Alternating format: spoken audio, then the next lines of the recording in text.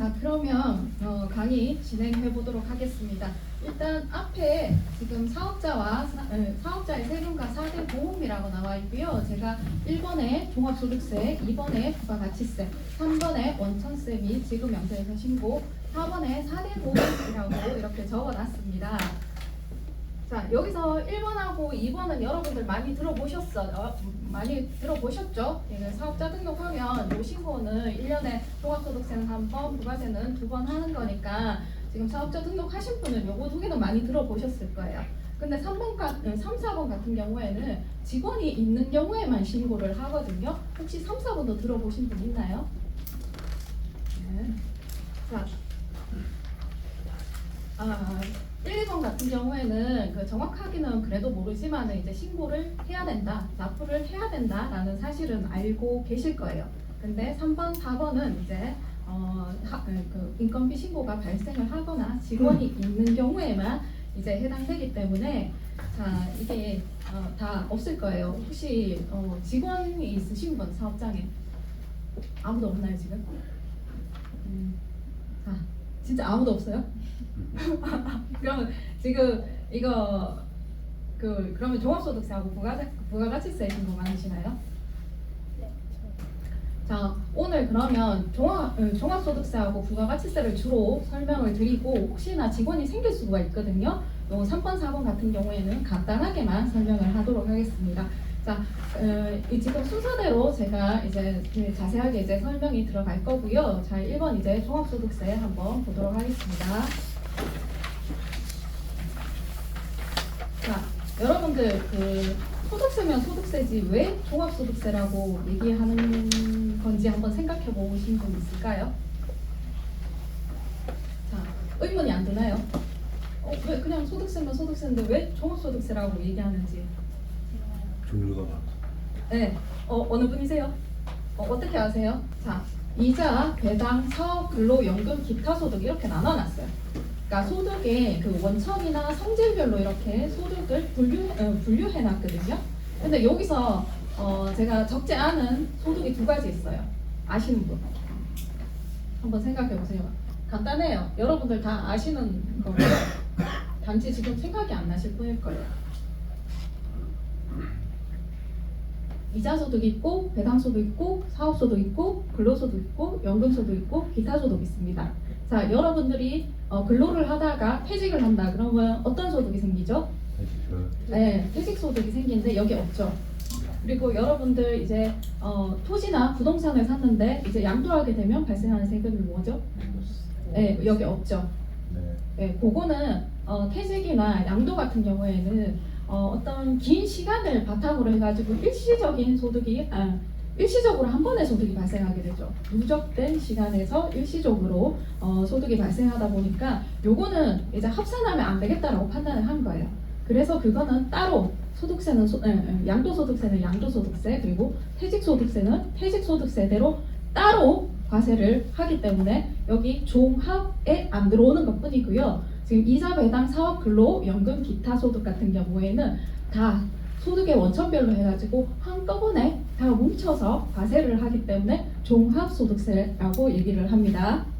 자, 이해 가시죠? 자, 그러면 여기서 나는 사업은 사업소득세로, 근로는 근로소득대로 이렇게 과세하는 거랑 이렇게 합산해서 과세하는 거랑 차이가 뭘까요, 여러분들? 어떤 차이가 있기 때문에 왜 따로 과세 안 하고 이렇게 합산해서 과세를 하는 걸까요? 자, 우리나라 소득세율 구조가 이제 8단계 무지세 구조를 가지게 되고요. 22년도 세율이 이거고요. 23년도에는 약간 좀 변동이 있어가지고 이게 지금 1200 구간에서 1400 구간으로 바뀌었어요. 이게 어떤 의미냐 하면은 약간 세금이 작년보다 올해 2023년도는 줄어들 것이라는 예상을 조금 할 수 있거든요. 다른 조건이 동일하다라는 가정하에서 지금 23년도에 바뀌었거든요. 바뀐 걸로 설명을 드리면 내가 근로소득도 3천만 원 있고 사업소득도 3천만 원 있어요. 그러면은 근로소득 15%, 사업소득 15% 부과이 됩니다. 근데 이걸 합산해서 과세하게 되면은 6천만 원이죠. 그럼 24% 부과하게 됩니다. 그러면 어느 게 세금이 많이 내겠어요? 더하기 더하기 곱하기 해서 더한 거랑 더해서 곱하는 거랑 이 문제죠. 예. 결국은 후잡게 세금이 많이 나오는 구조죠. 네. 예, 국가에서 세금을 많이 거두기 위해서 이렇게 한 거죠. 자, 이해 가시죠? 예. 여기서 보시면은 이제 우리가 맨 처음에 사업소득이 생기게 되면 여기서 보면 이 금액은 거의 매출액이라고 보시면 돼요, 여러분들. 자, 매출액이 생기게 되면 여기 비과세 소득하고 분리과세 소득은 여기 또 빼줍니다. 이게 어떤 개념이냐 하면은 사업소득에는 비과세하고 사업소득에는 분리과세라는 게 없고요. 비과세가 있는데 비과세를 보면 여러분들의 해당되는 건 없을 거예요. 자, 이게 사업소득 비과세라고 해서 열거된 그 내용이거든요. 자, 주택, 자, 농축산업업 이런 거거든요. 농가 부업에 관련된 거기 때문에 여러분들 해당 사항이 없으니까 여러분들 같은 경우에는 사업소득에 대한 비과세와 분리과세는 없다라고 생각을 하시면 됩니다. 자, 이 비과세하고 분리과세의 개념이 뭐냐 하면은 근로소득 가지고 예를 들어보겠습니다. 자, 이게 여러분들 혹시 근로자로서 근무해 보신 분 있을까요? 네, 이게 급여 대상이잖아요. 여러분 기본급 있고 이 1이란 사람, 2란 사람, 3번이란 사람 이렇게 해가지고 여기 1번 사람이 이제 받는 월급에 대한 내역이에요. 이게 실무적으로 쓰는 급여 대상이고요. 자, 이 1번이란 사람은 기본급, 기본급과 식대와 자가 운전 보조금 다 합쳐서 240만 원의 급여를 받고 있어요.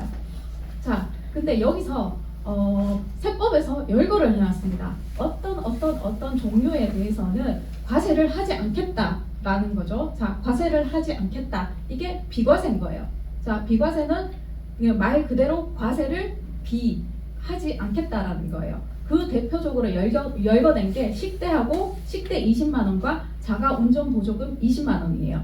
그러니까 이 사람이 비록 240만 원을 벌었지만 여기에 비과세로 열거된 식대와 자가 운전 보조금에 대해서는 과세를 하지 않겠다라고 합니다. 그래서 과세 대상의 소득은 200만 원이 되는 겁니다. 자, 그 개념이 비과세란 거고요. 여기 분리과세라는 거는 자, 이자 배당이 대표적으로 분리과세 소득인데 이자와 배당 소득 합쳐가지고 2천만 원 이하인 경우에는 분리해서 그러니까 저 기본 세율이라고 했는데 아까 보신 세율을 세법적으로 이거는 기본 세율이라고 얘기해요. 그러니까 종합소득세에 들어왔을 때 과세하는 세율을 기본소득이라고 얘기하는데 이 기본소득 이외의 세율로 과세하기 위해서 이 2천만 원 이하인 경우에는 14%로 분리과세 시켜버립니다. 그러니까 여기에 합산 종합소득 금액 합산으로 들어오지 않게 됩니다. 내가 이자 소득이 100만 원 있었다면 그게 분리과세 되어버리는 거죠. 그러니까 여기서 100만 원 마이너스 100만 원 하니까 수익금액은 종합소득금액에 합산되는 수익금액은 0이 되어버립니다. 자, 여러분들 통장에 보시면은 이자해서 뭐 만원, 2만원 이런 식으로 나오죠.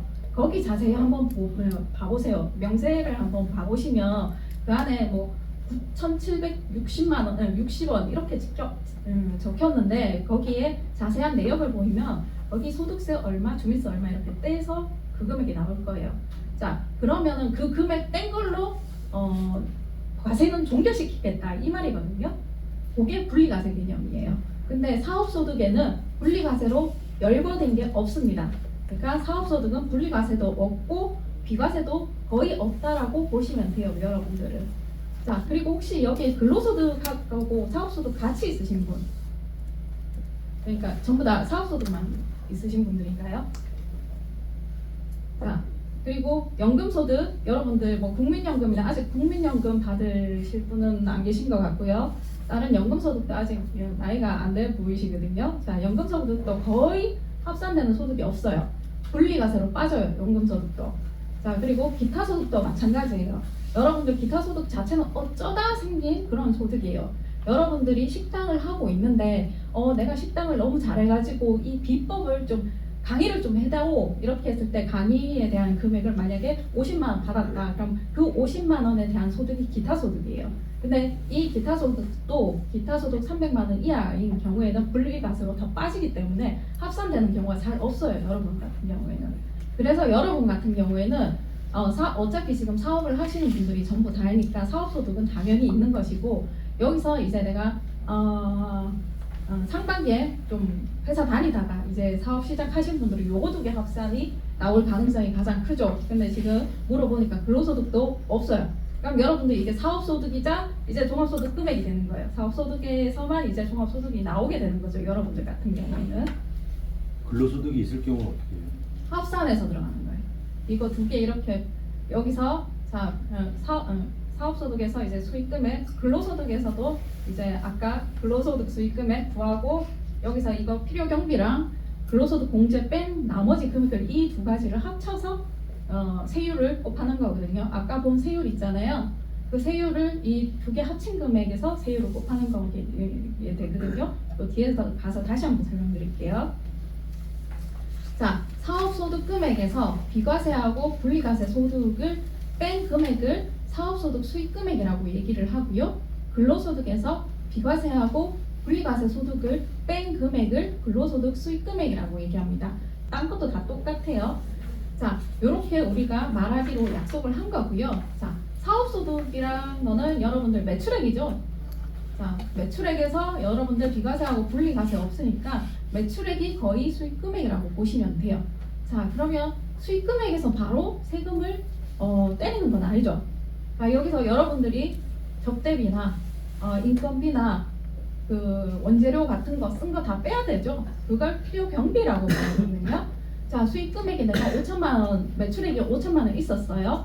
근데 여기에 내가 사업을 위해서 음식 재료 사고 인건비 드리고 수도 광열비 내고 이런 게 한 개 3천만 원이라면 5천만 원에서 3천만 원 뺀 금액 2천만 원을 사업소득 금액이라고 얘기를 합니다.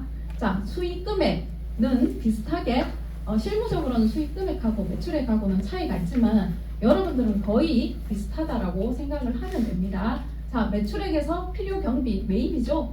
그 뺀 금액을 사업소득 금액이라고 얘기합니다. 이거 되게 중요하거든요. 뒤에 가서 다시 한번 설명을 드릴 거고요.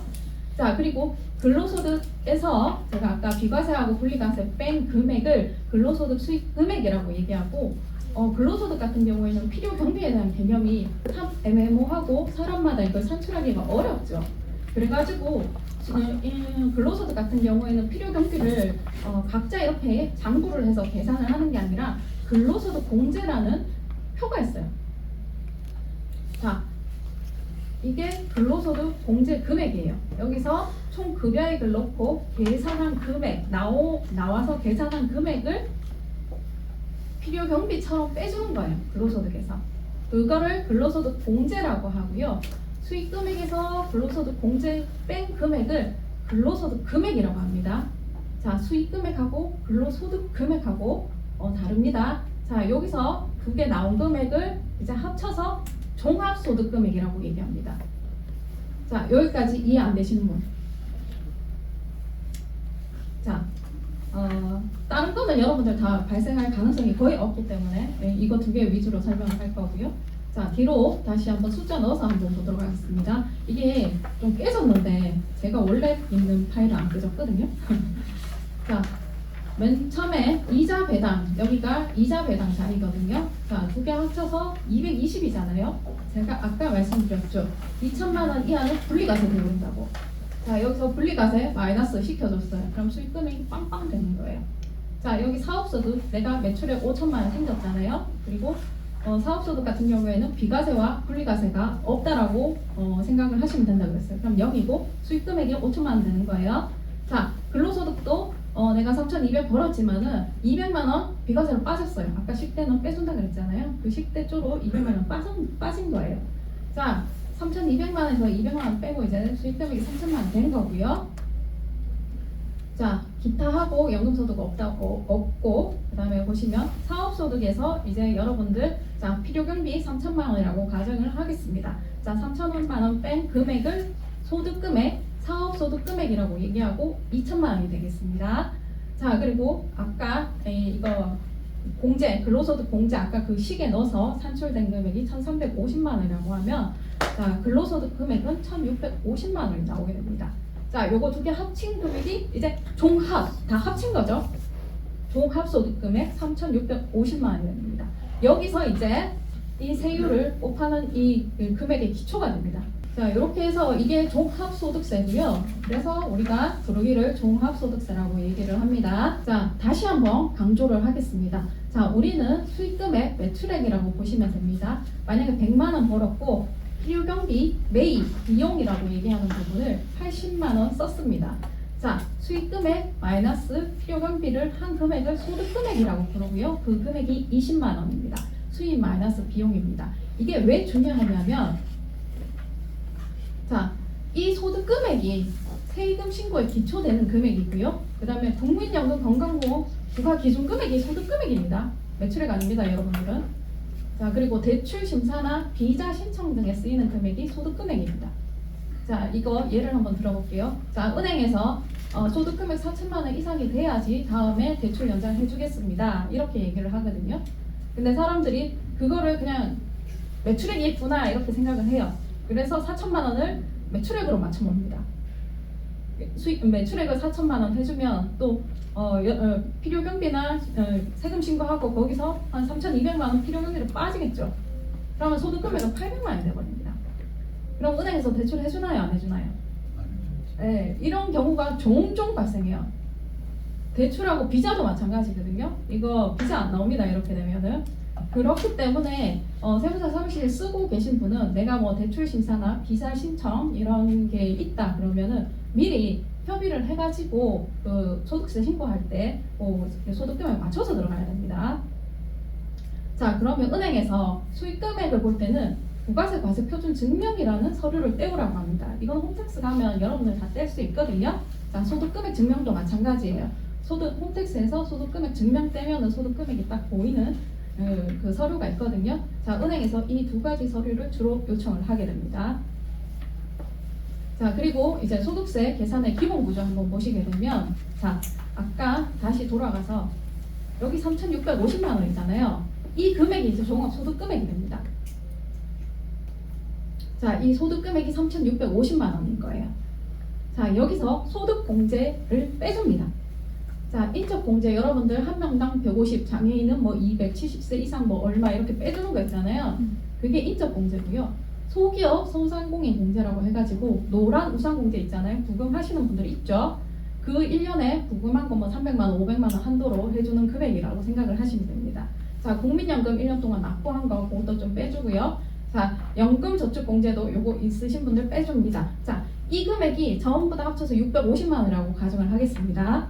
자, 여기 3천 제가 원래 이거 쓰면서 하려고 했는데 지금 이게 연결이 안 돼가지고 못 써가지고 지금. 자, 소득 금액이 3,650만 원이라고 했는데 소득 공제가 650만 원이에요. 그럼 과세 표준이 얼마일까요? 네, 과세 표준이라고 얘기하고요. 소득 금액에서 소득 공제를 뺀 금액을 과세 표준이라고 합니다. 자, 이 과세 표준이 세율을 과세 표준에서 직접적으로 이제 세율을 빼주는 거예요. 세율을 곱해주는 거예요.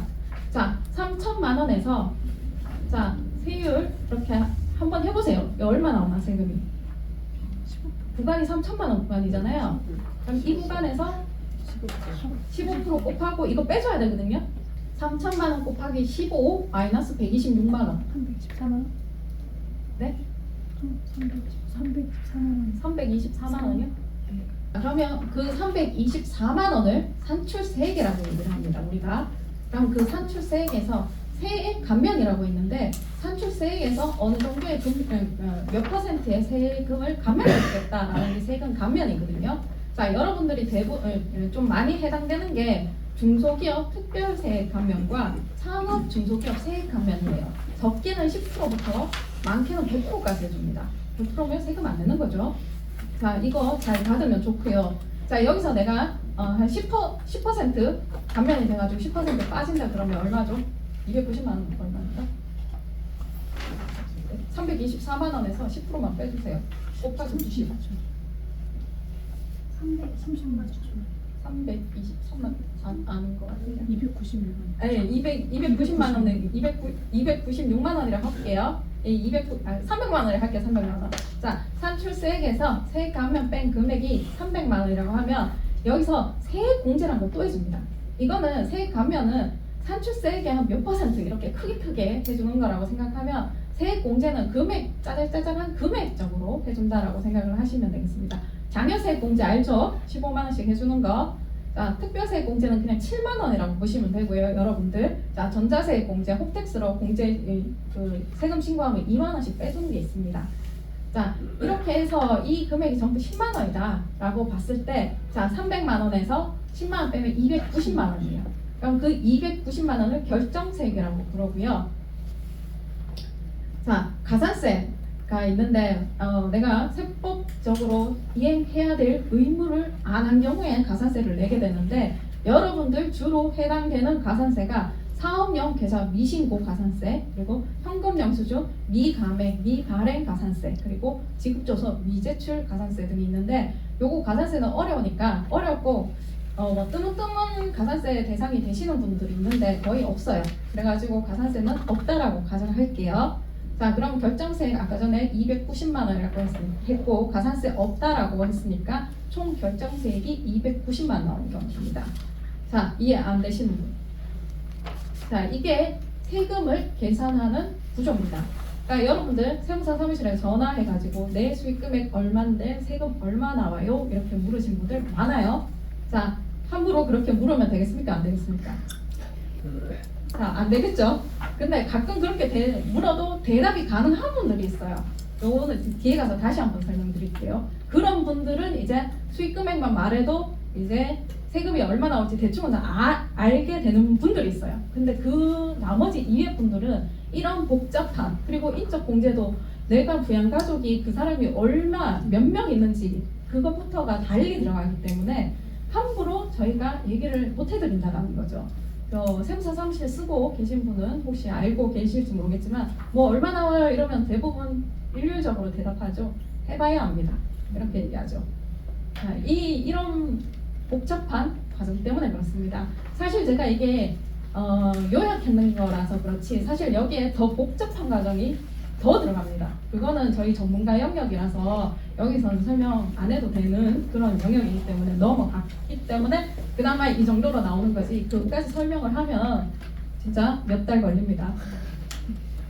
자, 소득세율은 아까 봤죠? 이런 거는 네이버에 치면 소득세율 치면 이거 다 나오는 겁니다.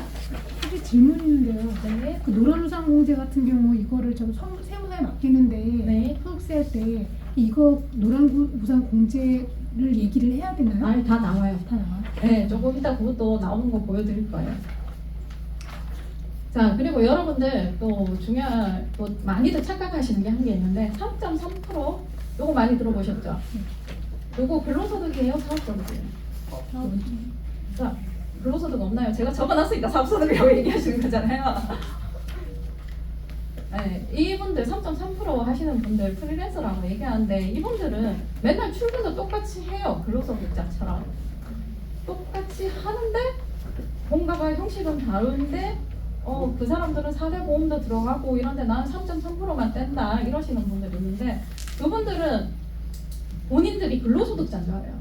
한 50% 정도 그렇거든요. 그래서 5월달에 신고 안 합니다. 그러면 나중에 가서 가산세하고 이렇게 엄청 많이 세금을 많이 내시거든요. 자, 사업소득자의 종류는 두 가지가 있어요. 사업자 등록 번호가 있는 개인의 사업소득이 있고요. 사업자 번호가 없는 개인의 사업소득이 있습니다. 자, 있는 경우에는 여러분들이죠. 자, 일반 사업하시는 분들과 부동산 임대사업소득 이렇게 두 가지로 나눠져 있는데 어차피 그 사업자 번호 다 있는 분들이죠. 자, 없는 개인 사업소득을 3.3% 원천징수 사업소득 또는 프리랜서 소득 우리가 그냥 간략히 3.3%라고 얘기를 하는 그분들이죠. 자, 내가 3.3%인지 근로소득자인지 그거를 알려면은 자, 아까 급여 대장을 봤죠? 이렇게 해서 4대 보험이 내 급여에서 4대 보험이 공제된다 이러면 이분들은 근로소득자거든요. 근데 100만 원을 받기로 했는데 딱 3.3%만 딱 떼고 96만 7천 원이 들어온다. 이러면은 이분들은 그 사업소득자인 거예요. 그래서 5월에 이분들은 직접적으로 사업소득, 종합소득세 신고를 해줘야 된다는 거죠. 혹시나 이분들 있을까봐 5월에 놓치면 큰일 나니까 그 사람들 진짜 정규 신고, 그 사람들의 최대한 절세는 정규 신고 기간에 신고하는 게 최대한 절세입니다. 그래서 혹시 몰라서 넣었고요. 자, 이때까지 여기서 이때까지 말한 거는 들을만 했을 거예요, 여러분들. 자, 뭐 궁금한 거는 이거 다 듣고 질문을 하시면 되고, 이해 안 되는 부분은 거의 없으셨죠? 근데 지금부터는 조금 좀 헷갈릴 수 있어요. 이게 근데 중요해요. 제가 지금 설명하는 게 다 기초적인 거지만 중요해서 설명을 드리는 거거든요.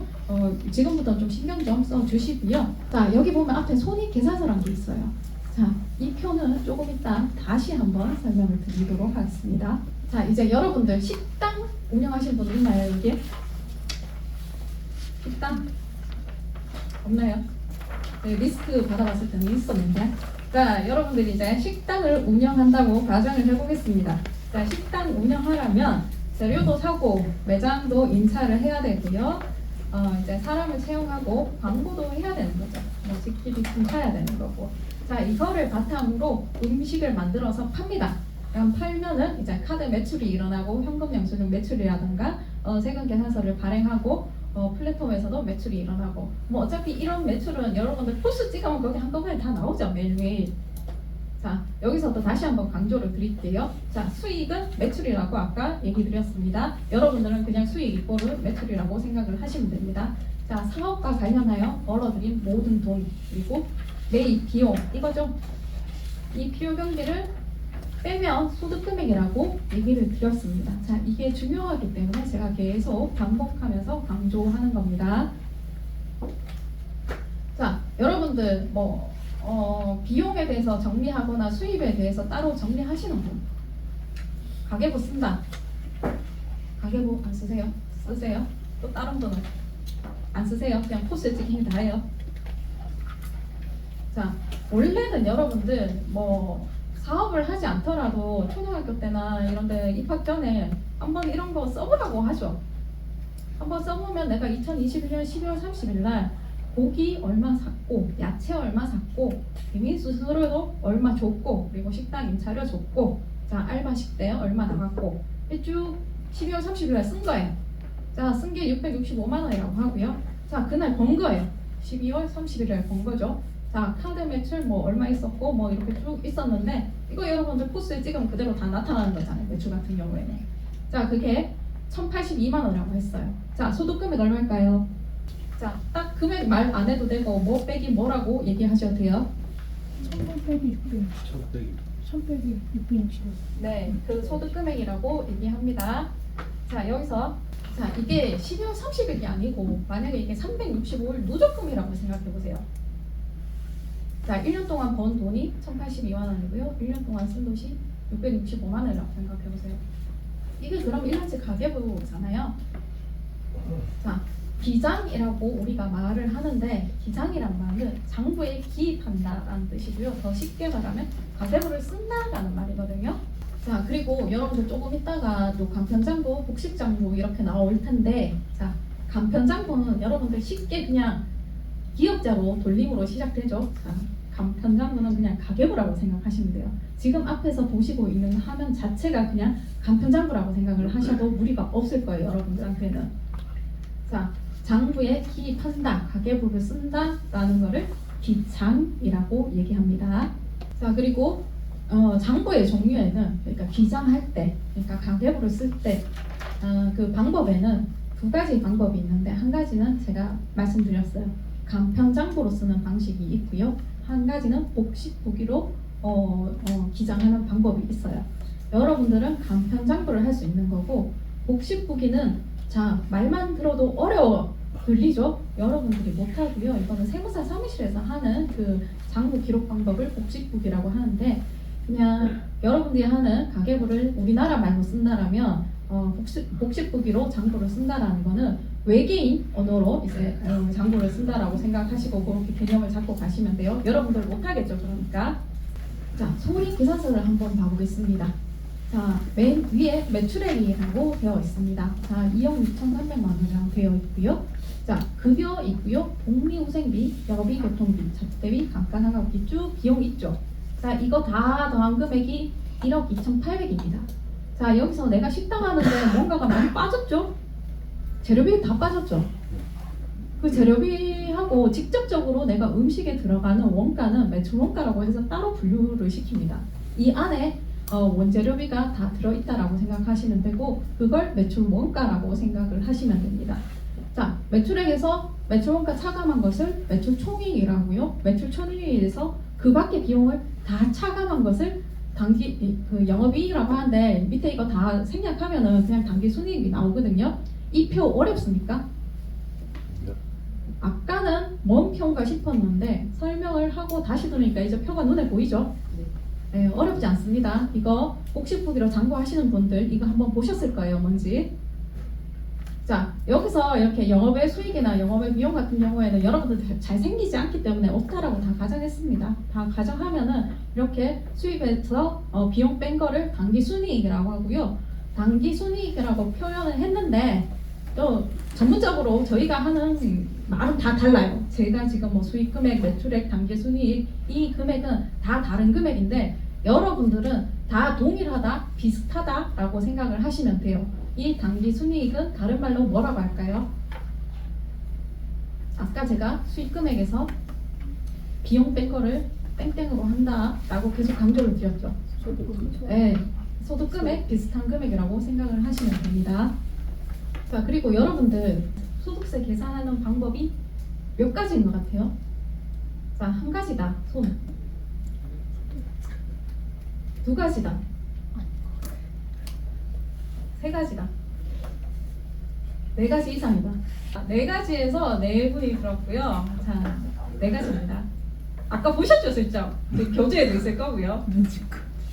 자, 눈치껏. 자, 한 가지가 아닙니다. 그래서 사람들이 자, 5월에 신고할 때 되면은 자, 다 똑같은 방식으로 들어가는 게 아닌데 쟤는 저렇게 했는데 왜 나는 이렇게 하냐고 막 따지는 분들도 있습니다. 자, 그 방법이 다 다르기 때문에 그래요. 자, 우선 여기서부터가 좀 어렵거든요. 그래서 우선 추계시 적용 경비율을 조금 이따 설명할게요. 요거는 없다라고 지금은 가정하고 요것만 일단은 설명을 드릴게요. 자, 지금 예시를 드는 게 적절한지는 모르겠지만 이 방법이 최선이라고 저는 생각했기 때문에 예시를 들어서 설명을 하겠습니다. 자, 나라에서 부산에 있는 요식업자들에게 자, 박람회를 개최하니까 빨리 올라오라고 얘기를 합니다. 그러면 부산에 있는 사업자들이 빨리 올라오려면 비행기나 KTX를 타야 되는 거예요.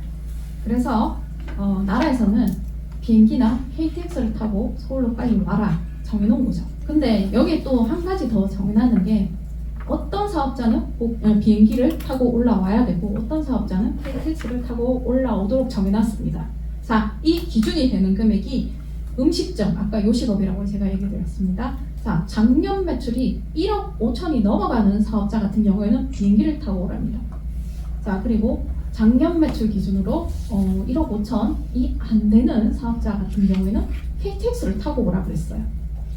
1억 5천 이상이면 비행기를 타고 와도 되는 능력이 있다라고 판단을 한 거예요, 국가는. 그리고 1억 5천 미만이면은 비행기를 탈 여력이 없으니까 그래도 KTX 타라 이렇게 정해놓은 거죠. 자, 세법으로 돌아와서 다시 설명을 드리면 자, 기장 의무라는 게 있습니다. 자, 이게 뭐냐? 네가 KTX를 타야 되는지 비행기를 타야 되는지 정해놓은 겁니다. 이게 표가. 자, 장부를 작성하지 않는 경우는 지금 좀 이따 볼 거기 때문에 지금 아니고요. 자, 제조업, 숙박업, 음식점업 같은 경우에는 직전 연도, 작년이죠? 직전 연도 매출액, 수익금액 기준으로 1억 5천 이상자와 1억 5천 미만자로 나눠져 있습니다. 1억 5천 이상자 같은 경우에 아까처럼 비행기를 타고 와라. 미만은 KTX 타고 와라. 이렇게 정해놓은 표라고 생각을 하시면 됩니다. 자, 도소매는 3억이죠. 3억 기준이고요. 그 밖에는 7,500 기준이라고 생각을 하시면 됩니다. 자, 여기서 만약에 내가 국가에서 KTX를 타고 와라 이랬는데 KTX를 타고 와도 되는 사업자가 비행기를 타고 갔어요. 그러면 잘했죠? 국가 입장에서. 그러면 비행기 값의 20%를 까줍니다. 근데 만약에 비행기를 타고 와야 되는 사업자가 KTX 타고 가. 그러면 말 안 들은 거잖아요. 그럼 벌금을 20% 묻니다. 자, 세법에 맞게 설명드리면 사업을 하게 되면 원칙적으로 복식장부나 간편장부, 그러니까 KTX나 비행기를 타야 되는 게 원칙입니다. 자, 매출액의 기준으로 복식장부자와 간편장부로 나뉘어져 있고요. 간편장부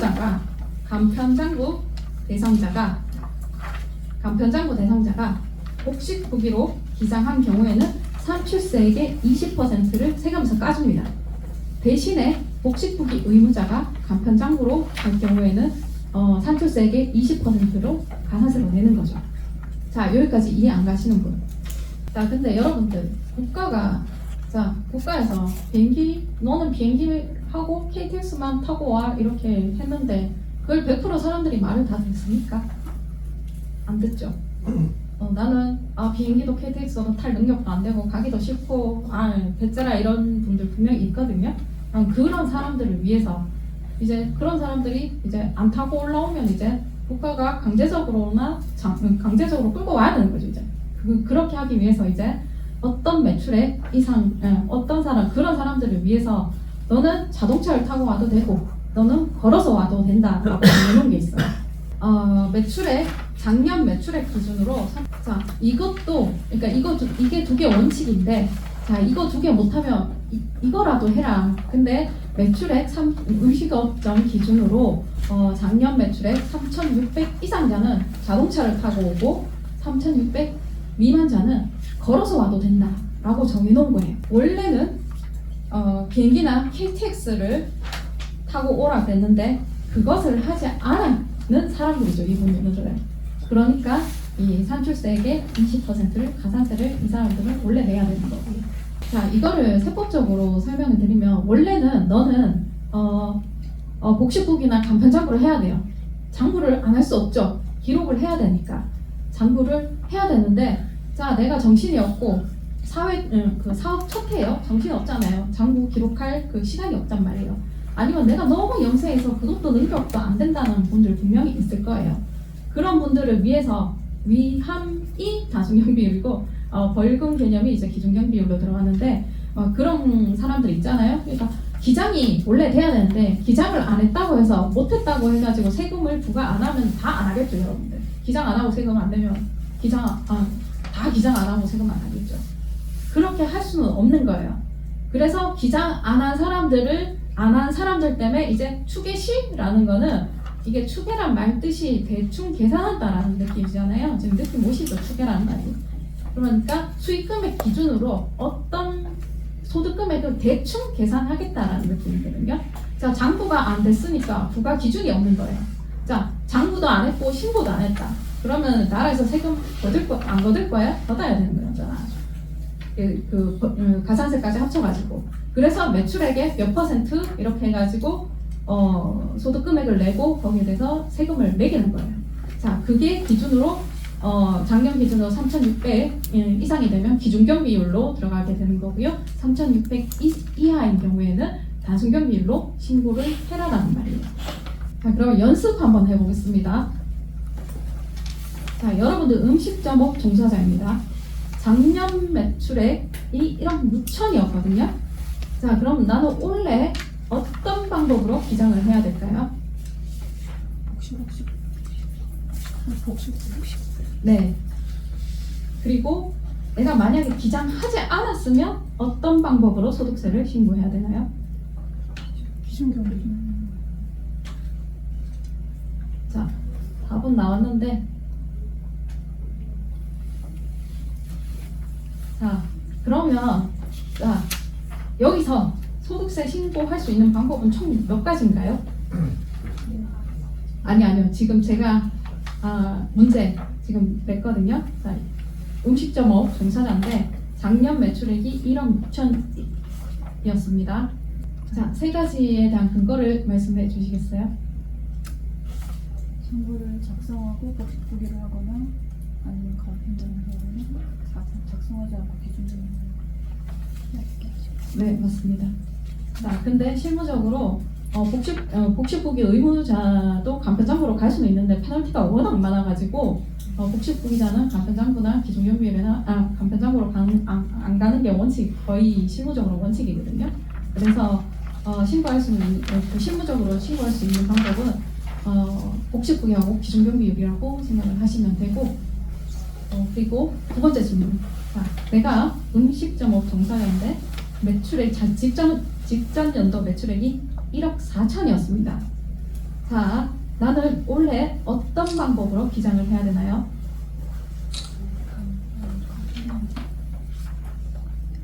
자, 올해 기장 의무가 어떻게 되나요? 네, 그리고 내가 기장을 하지 않았다면 어떤 방법으로 소득세를 내야 되나요? 네, 맞습니다. 자, 그러면 내가 이번에 소득세 신고할 수 있는 방법은 몇 가지인가요? 세 가지. 자, 세 가지 근거 말씀해 주시겠어요? 복식 간편 기준. 네. 자, 아까 간편은 복식으로 가면 뭐 해준다 그랬죠? 20%. 네, 맞습니다. 자, 세 가지 맞죠? 생각보다 잘 따라오시는데요. 자, 그러면 마지막. 자, 내가 음식점업 종사자인데 직전 연도 매출액이 3,500만 원이었어요. 자, 나는 올해 기장 의무가 어떻게 되나요? 간편정보. 자, 그리고 내가 기장하지 않았다면 어떤 방법으로 소득세 신고하면 되나요? 네, 그러면 내가 소득세 신고할 수 있는 방법은 총 몇 가지인가요? 두 가지. 세 가지. 자, 두 가지 근거를 한번 얘기해 보시겠어요? 자, 두 가지라고 말씀하시면 간편장부 단순경 비율을 말씀하시는 거죠? 자, 네? 자, 세 가지다. 세 가지다, 손. 자, 간편장부가 제가 이것도 같습니다. 그러니까 간편장부 대상자는 무조건 복식으로 가도 돼요. 가도 되고 다만 위에서 밑으로 내려오는 거는 안 되고요. 예, 위로 간다는 건 다 된다고 보시면 돼요. 그러니까 실무적인 방법 보시면은 실무적인 거예요. 자, 복식부기 의무자는 페널티하고 세금이 많이 차이 나기 때문에 복식부기로 무조건 들어가야 돼요. 거의 99.9%고요. 한 1% 정도 안 들어가시는 분도 있어요. 그분들은 다르게 들어가는 게 유리하니까 하시는 거고 나머지는 다 복식부기로 들어가고요.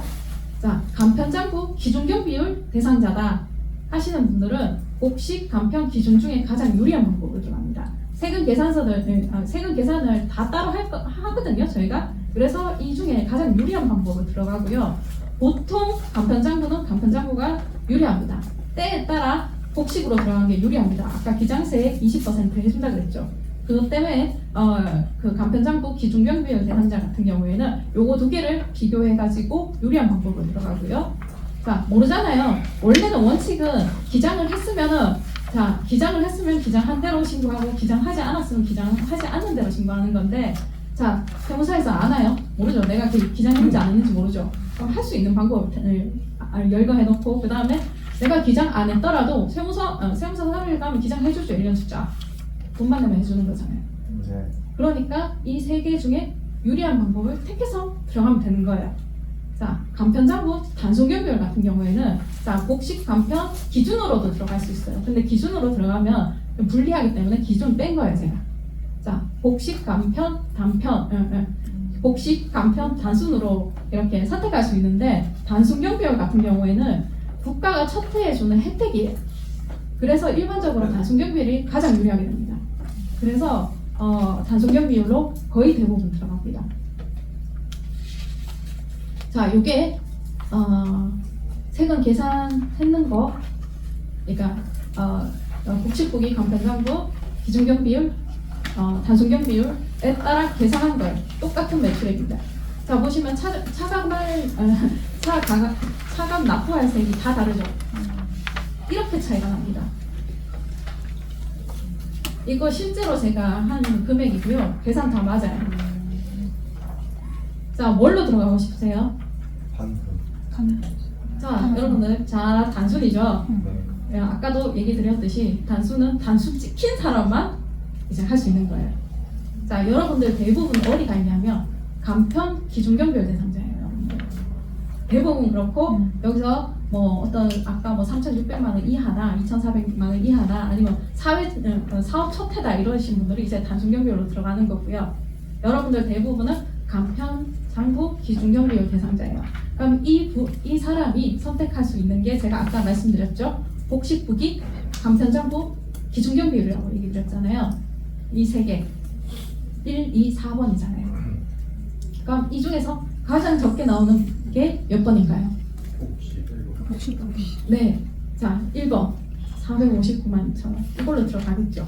비록 내가 간편장부 기준경비율 대상자지만 이게 하니까 이게 더 적게 나와. 그럼 이렇게 들어가야 되는 거예요. 자, 여기서 보시면 왜 복식부기하고 간편장부하고 이 금액이 차이 났을까요? 20% 네, 세액공제. 이게 다르죠, 이게. 여기는 7만 원 들어갔고 여기는 107만 원 들어갔잖아요.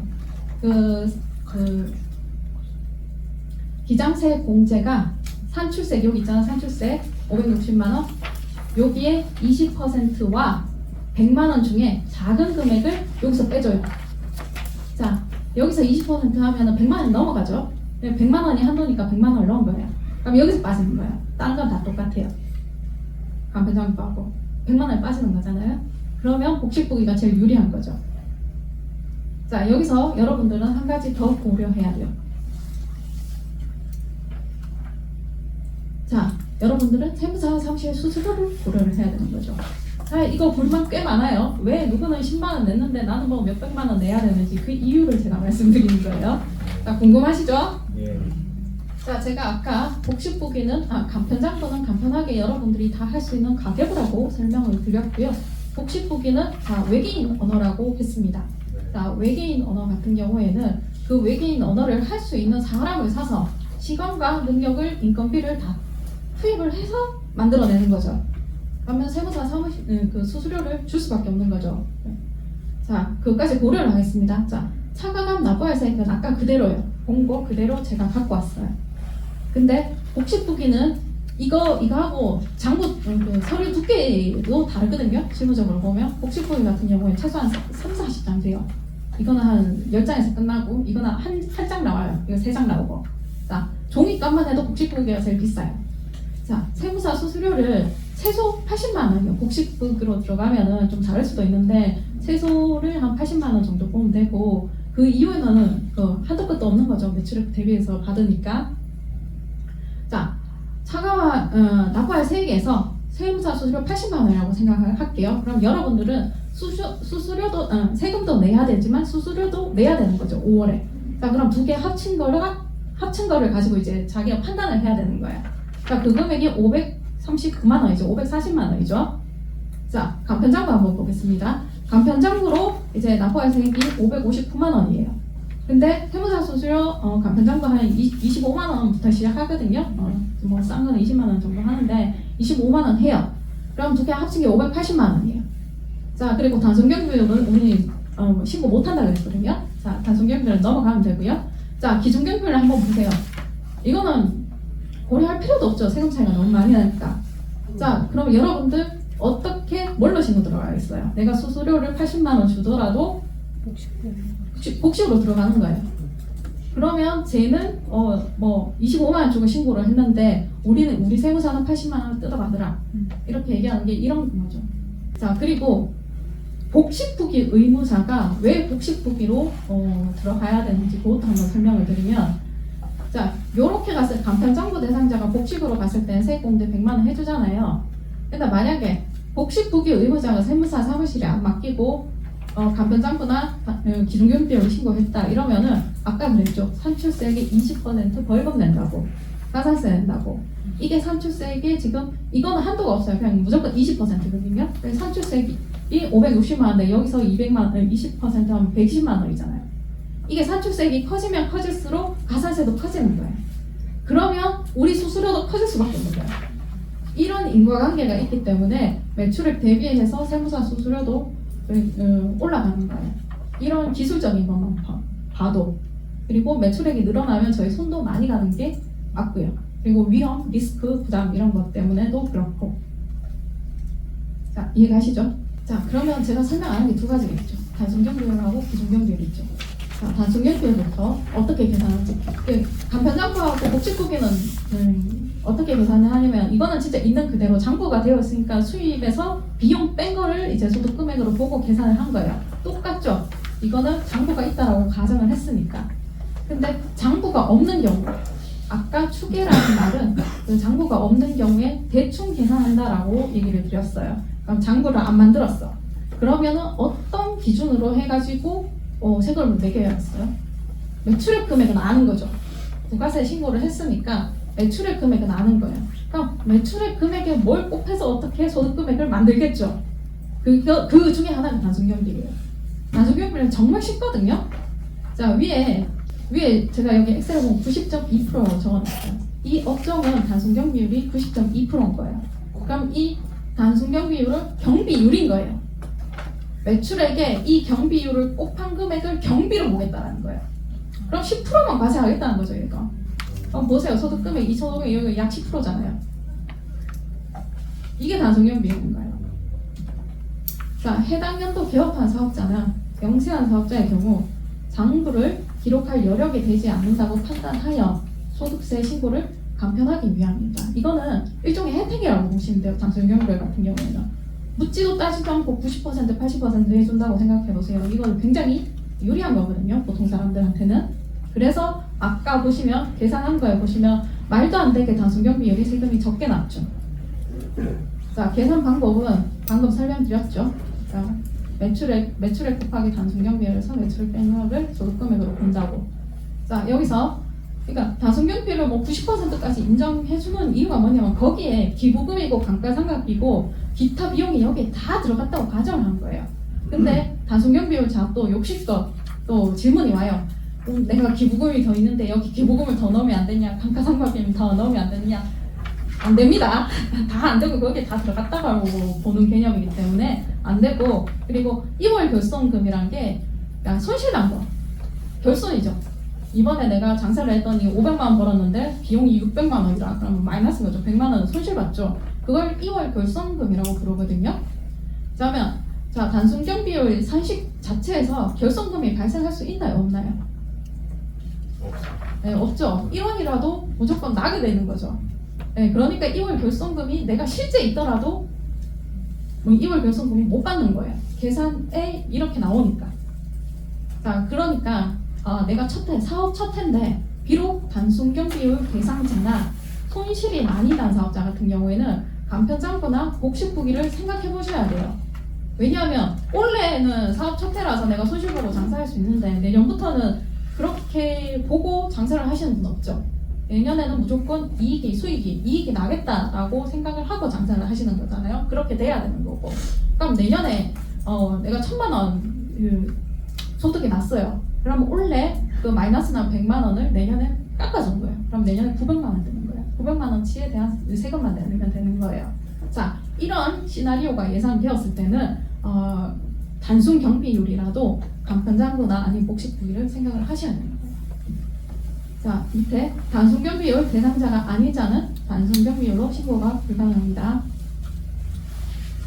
자, 기준 경비율이라고 했는데 이거는 단순 경비율이 약간 좀 혜택의 개념이었다면 기준 경비율은 그야말로 이제 작성이 되지 않았기 때문에 페널티에 대한 개념이 조금 더 가깝거든요. 자, 세금 부과에 대한 근거를 마련하기 위해입니다.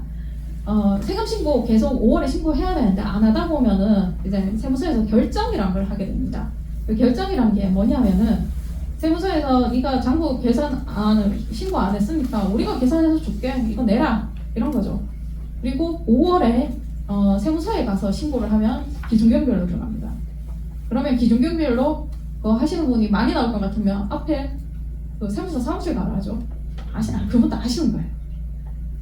네. 그래서 좀 세금이 많이 나온다.